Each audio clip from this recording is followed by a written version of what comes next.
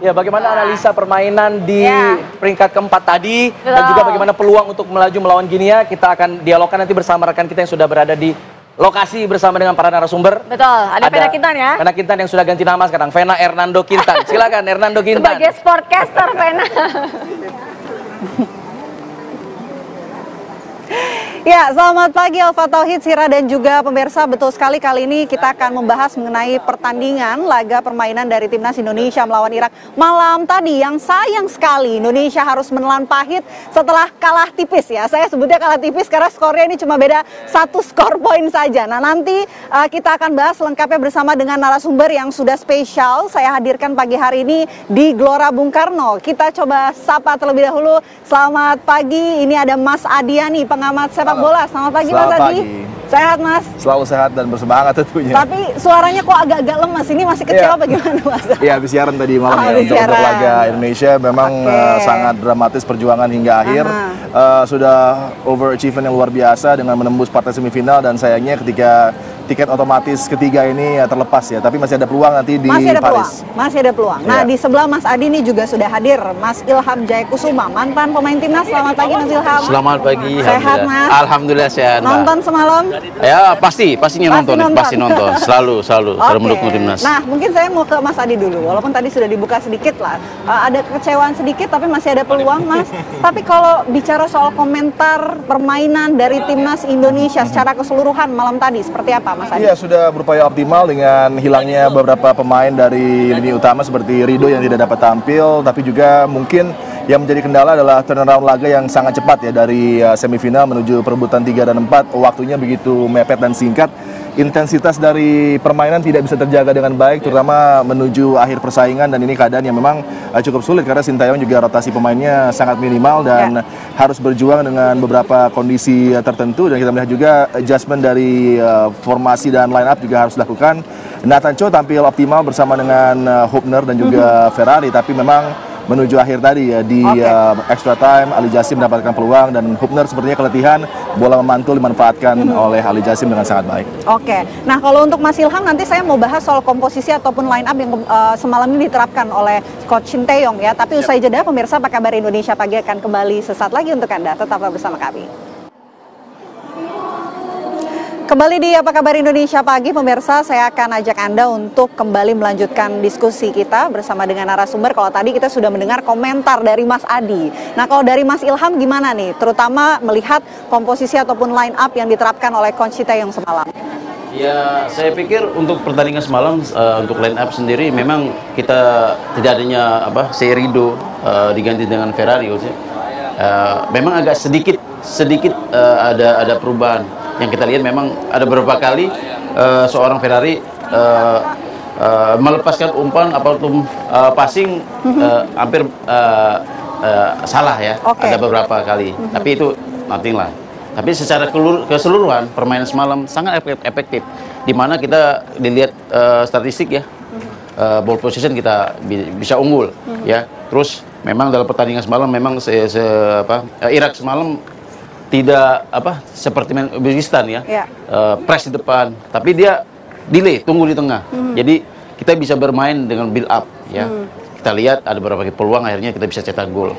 Walaupun menit-menit terakhir memang sekitar menit 70-an kita memang agak keteteran juga di fisik itu. Itu. Nah, kalau tempat yang kosong yang sebelumnya memang diisi oleh Rizky Rido, apakah dalam permainan semalam menurut Anda sudah ideal, sudah tepatkah kekosongan ini diisi oleh pemain timnas?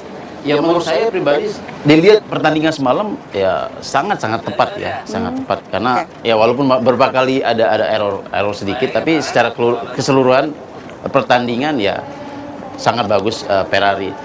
Itu aja. Cuman memang ada sedikit ya tadi saya bilangin, ketika menit babak kedua menit 75 ke atas itu ya kita kelihatan sekali di tengah ya kan, Marcelino sering kehilangan bola.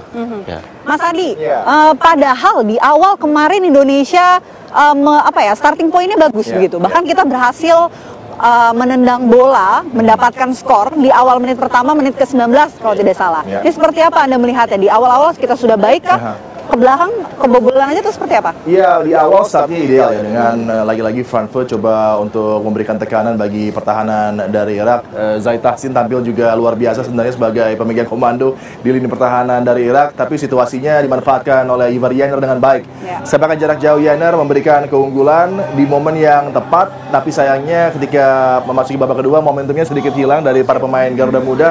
Dan memang Rizky Ridho tidak bisa digantikan. Belum ada pengganti yang ideal untuk bisa memerankan apa yang disajikan oleh Ridho. Ridho ketika step into midfield, dia akan juga berkembang dan melibatkan para pemain lainnya untuk lebih menekan lagi. Ada overload yang coba diciptakan oleh Ridho ketika dia di sana. Nathan Cho juga sebenarnya lebih ideal sebagai pemain tengah, sebagai ball carrier. Tapi harus ada perubahan dari sisi posisi para pemain ya. Dengan hilangnya Rizky Ridho, ini membuat tentunya balance dari penampilan Garuda Muda sedikit terganggu. Dan tadi sayangnya dengan jarak pertandingan yang begitu rapat ya, intensitasnya cukup pudar ya menuju akhir dari persaingan. Sudah optimal, sudah cara terbaik ya? yang dijalankan. Memang Irak lebih baik untuk bisa menyelesaikan laga di extra time. Mereka siap dengan rotasi juga, memasukkan lagi pemain-pemain yang lebih segar.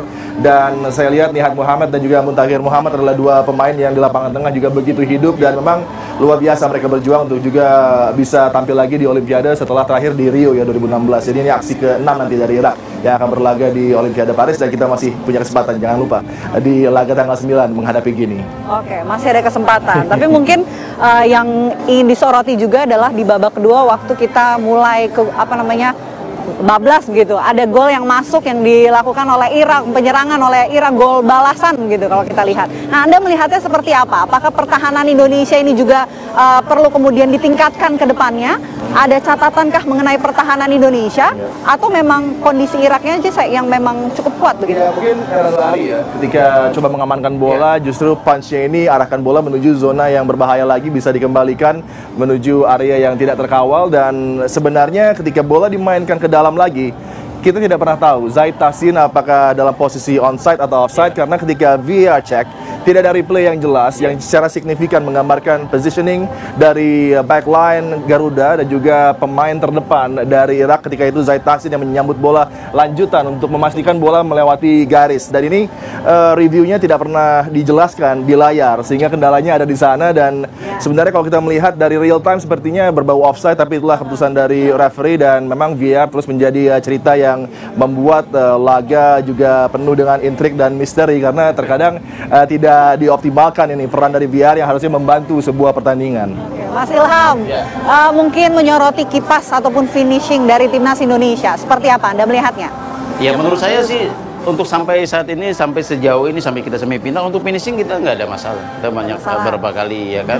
Cuman memang terkait dari lawan kemarin Irak memang sangat kokoh sekali ya. Walaupun kita sudah punya 3 pemain ini yang ada walaupun ya tadi ya Marcelino saya pikir biasa taruh di ya kita wing ya, tapi akhirnya mungkin si yang dari ya jadi Witan sama Rafael, satu lagi si ya kan. Jadi ya saya pikir tadi Barcelona, tapi ya untuk lawan semalam memang sudah semaksimal mungkin penyerang kita kan. Kita lihat dari serangan mereka bermain terbuka, Irak pun terbuka, kita pun, jadi enak sekali tontonnya. Ya memang semalam tidak ada, maksudnya beberapa peluang juga kita hampir yang terakhir ya peluangnya terakhir yang ada di garis gawang ada header di sana.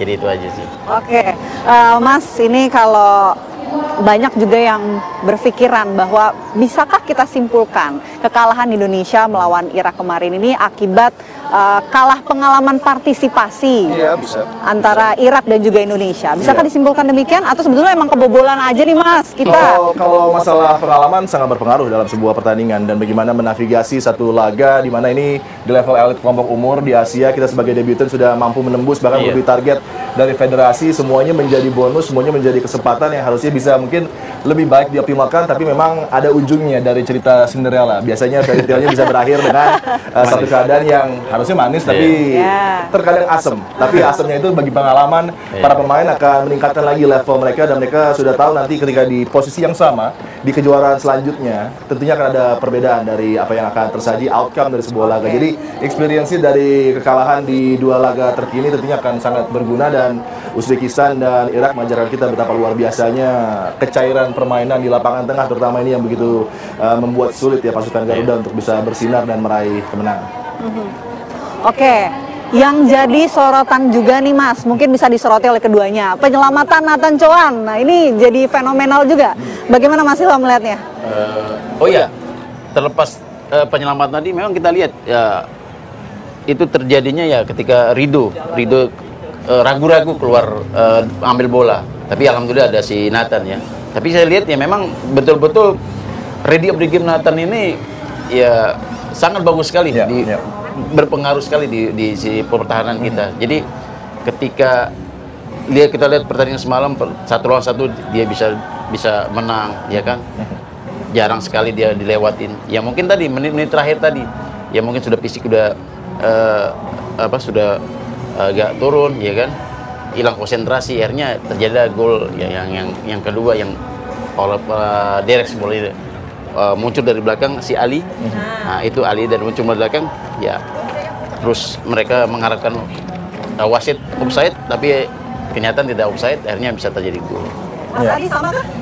Nathan Chow sudah membuktikan kepada kita kualitas yang dimiliki. Pedigree dia jauh membuat para pemain lainnya juga mengikuti dia. Betul dia sekali. adalah seorang yang sangat vokal, leader juga, fleksibel bermain. Bahkan sekarang kita tahu bahwa dia juga bisa bermain di gelandang dengan Jenner yang sempat di kartu merah, hilang dari match kedua ketika ada kontroversi menghadapi Qatar. Tapi kemudian Sintayong dengan luar biasanya memainkan Nathan Chow di lapangan tengah, dan ini perkembangannya juga cukup membantu bagi pasukan Garuda Muda dengan energi yang dia berikan dan sebagai ball carrier luar biasa. Dan kemudian tadi malam ada save-nya, clearance of the line yang begitu luar biasa. Dia selalu saja fokus dan bisa mengamankan gawang dari kebobolannya. Oke, masih ada peluang melawan Guinea 9 Mei. Gimana peluangnya? Kira-kira melawan Guinea seperti apa, Mas? Sangat yakin ya, karena dengan negara Afrika kita akan coba bersaing, dan kita sudah pernah beraksi dengan Ghana di tulung turnamen beberapa tahun yang lalu, juga dengan komposisi yang hampir sama. Ada Hoki Caraka yang waktu itu juga tampil baik menghadapi Ghana. Jadi saya pikir peluangnya sangat terbuka. Ini akan menjadi laga yang begitu istimewa, dan tadi dengan pengalaman yang sudah dibawa, overachieving di level Piala Asia U23, kemudian juga situasinya tentunya di Paris, di tempat netral, bisa kita harapkan penampilan yang lebih padu, lebih solid lagi, dan persiapannya harus krusial ini karena hanya sepekan saja. Jadi kemungkinan juga mungkin akan ada kesempatan bagi timnas kita tetap stay di Qatar atau menuju Dubai sebelum nanti terbang ke Paris ya. Ya, itu doa kita bersama ya. Mudah-mudahan tanggal 9 Mei pertandingan melawan Guinea bisa dimaksimalkan dan bisa menjadi kunci ya, peluang terakhir bagi timnas Indonesia. Terima kasih banyak Mas Adi, terima kasih Mas Ilham sudah membaca permainan dari Indonesia melawan Irak. Tentu kita berikan dukungan terus ya untuk timnas agar tidak patah semangat ya setelah pertandingan malam nanti. Terima kasih Mas, selamat pagi. Ya, itu dia tadi pemirsa wawancara saya bersama dengan narasumber. Kita sudah membahas mengenai pertandingan Indonesia melawan Irak tadi malam, dan nanti juga saya akan ajak Anda usai jeda untuk menanyakan pendapat dari masyarakat mengenai pertandingan tadi malam. Sesaat lagi di Apa Kabar Indonesia Pagi, tetaplah bersama kami.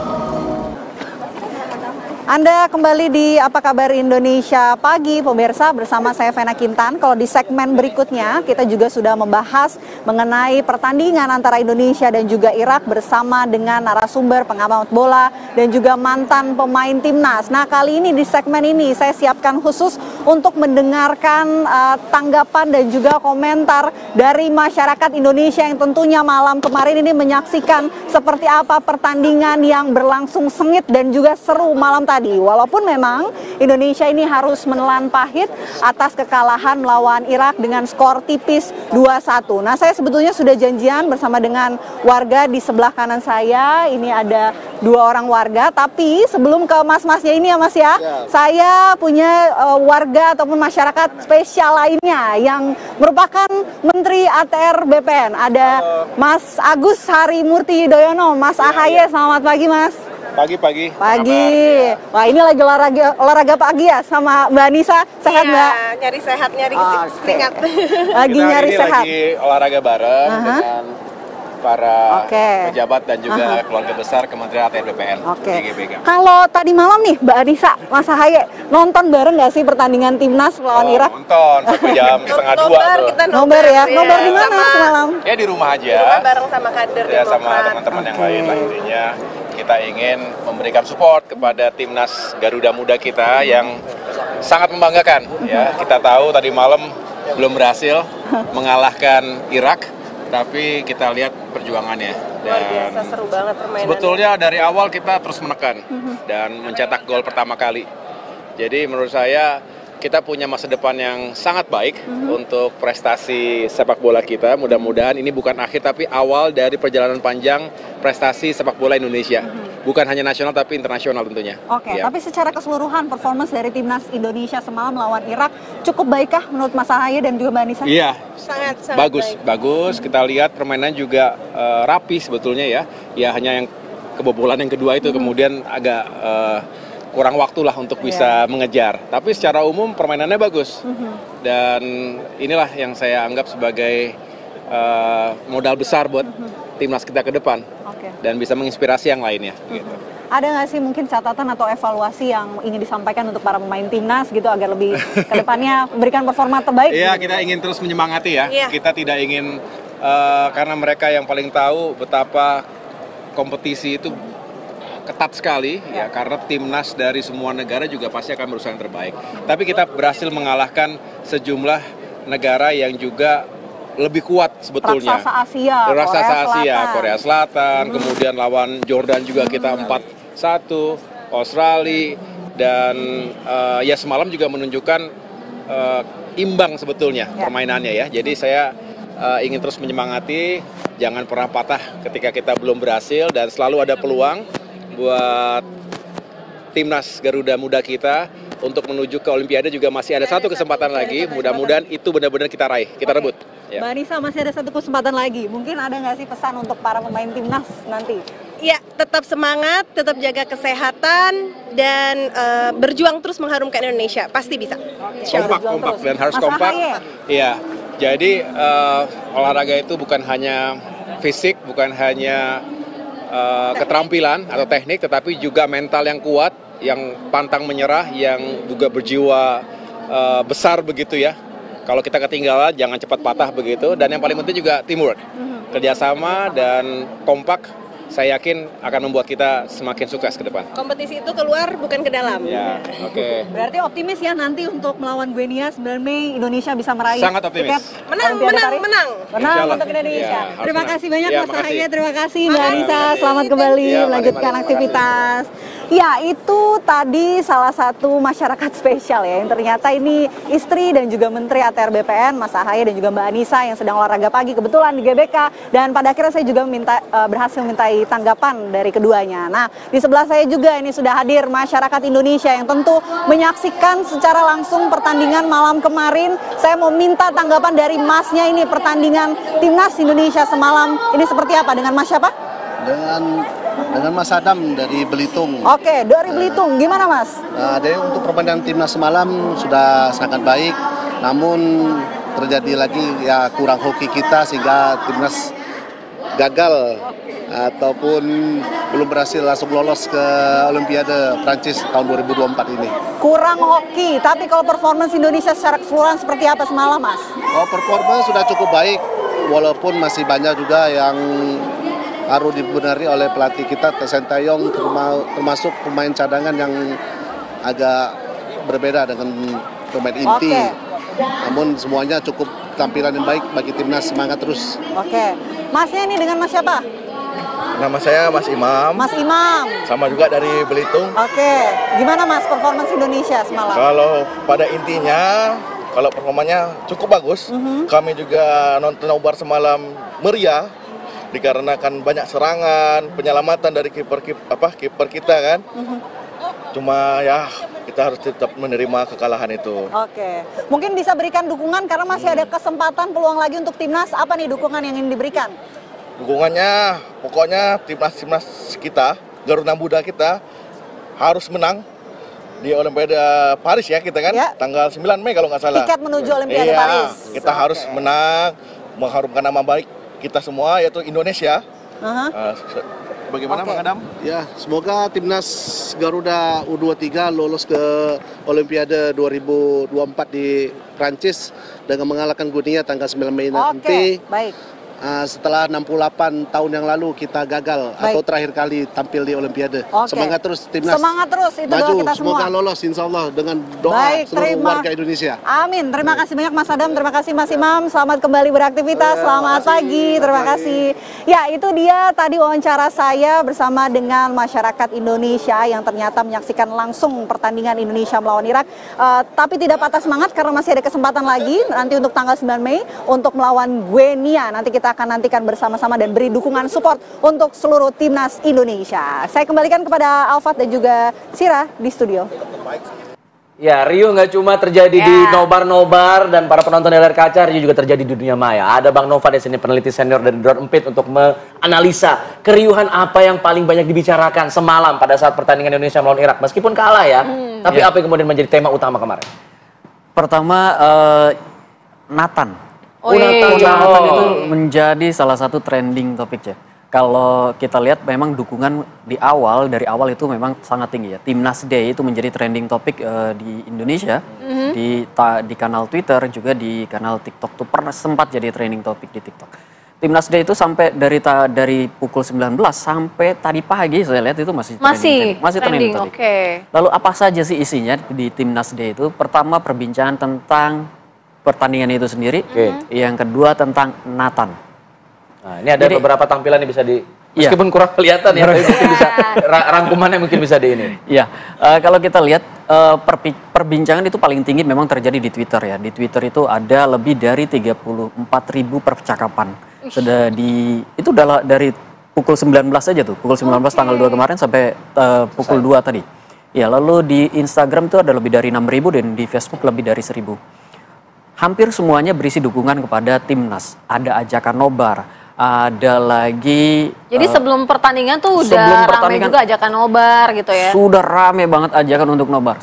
Selain itu juga caci maki kepada wasit Thailand. Karena yang jadi wasit Thailand, wasit VAR itu ya. Karena kemarin kan dia juga waktu lawan Uzbekistan. Nah kemudian saat kemarin masih juga tuh waspada ini wasitnya, jangan-jangan nih. Itu banyak sekali yang membicarakan itu. Sebelum pertandingan, tapi setelah pertandingan, nonton, gol, kata-kata seperti itu, gol, timnas dan sebagainya, semuanya positif.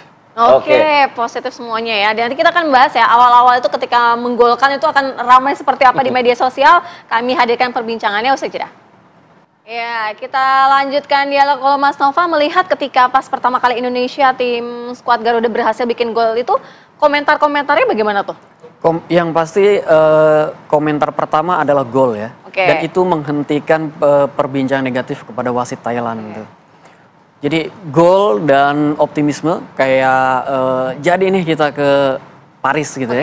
Jadi nih kita ke Olimpiade. Itu tinggi sekali pada saat gol yang pertama. Tapi kemudian setelah beberapa menit, itu kan cepat sekali, ada balasan, kita masih tetap optimis di situ. Masih tetap banyak sekali perkataan-perkataan yang misalnya masih ada waktu untuk meraih kesempatan, meraih kemenangan kayak gitu.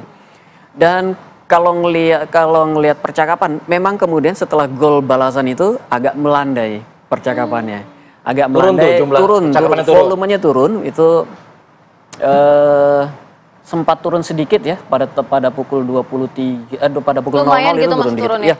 Enggak drastis juga, tapi agak turun lah dibandingkan di awal-awal dulu. Awal-awal kan untuk antusiasmenya tinggi sekali. Lalu agak turun dan ketika gol terakhir percakapan kembali naik.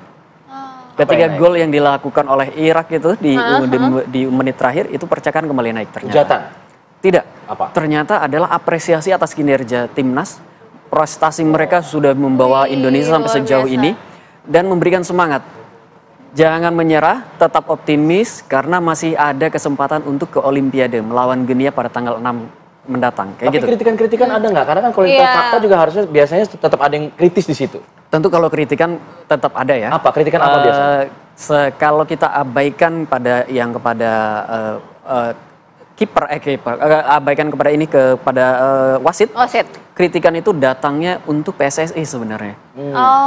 Liga nasionalnya diperbaiki dong, liga domestiknya didukung dong, diperkuat dong. Ini kan sebagian besar pemain kita adalah pemain naturalisasi ya.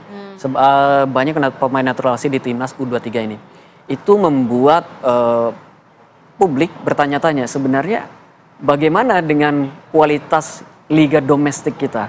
Apakah pemain-pemain yang dihasilkan dari liga domestik memang tidak layak untuk bermain di liga internasional? Jika tidak, bagaimana yang harus diperbaiki? Kira-kira itu komentarnya cukup banyak. Komentarnya cukup banget. Ya, kalau kita lihat pesannya hampir mirip gitu dengan yang disampaikan oleh Bung Toel gitu ya.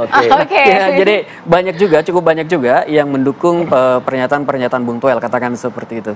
Kritiknya pada PSSI, bukan kepada timnas. Timnas kita dipuji, STY juga banyak sekali strateginya dengan mengambil banyak sekali pemain naturalisasi, itu juga diapresiasi karena dengan seperti yang sering kali disampaikan, kelihatan hasilnya, ya bagaimanapun hasilnya kelihatan, dan kalau ini mungkin tidak akan tercapai kalau tidak ada terobosan strategi seperti itu.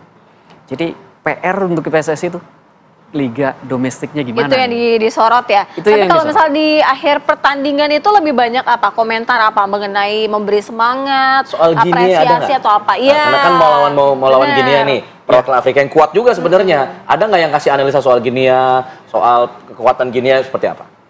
Kalau dilihat belum sih ya. Belum sih. Guinea kayak gimana belum. Berbeda dengan Irak karena dari Uzbek ke Irak itu kan waktunya dekat sekali. Jadi orang udah bisa langsung, bahkan bisa memperkirakan line up-nya kayak gimana tuh untuk lawan. Itu udah langsung rame ya kalau pada saat Irak itu ya. Untuk lawan Guinea tanggal 6 nanti kayaknya kalau saya tanggal 9 kita belum melihat ada itu tuh, ada upaya untuk ke sana membahas Guinea kayak gimana dan sebagainya. Masih dalam tahap memberikan semangat, jangan sedih. Timnas Indonesia tetap banyak yang mendukung dan tetap optimis bisa sampai ke Olimpiade. Saya kira itu sih yang paling banyak ya. Selain kalau ada yang fakta-fakta yang lucu-lucu, misalnya nobar itu kan digelar di hampir seluruh Pemda swasta itu kan menggelar nobar tuh di mana-mana. Dan ini kalau saya ngeliat lebih rame perbincangannya dibanding waktu lawan Uzbekistan kemarin. Nobarnya itu.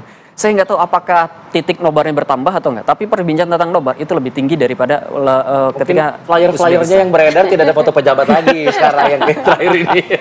Baik, tapi yang pasti kita akan nanti melawan Guinea, timnas Indonesia U23 di Paris juga. Nanti kita akan pantau juga bagaimana perkembangan pembicaraan di dunia maya setelah pertandingan nanti ya. Terima kasih ya, Mas Nova ya, sudah memberikan insight-nya mengenai apa yang kemudian dibicarakan di dunia maya.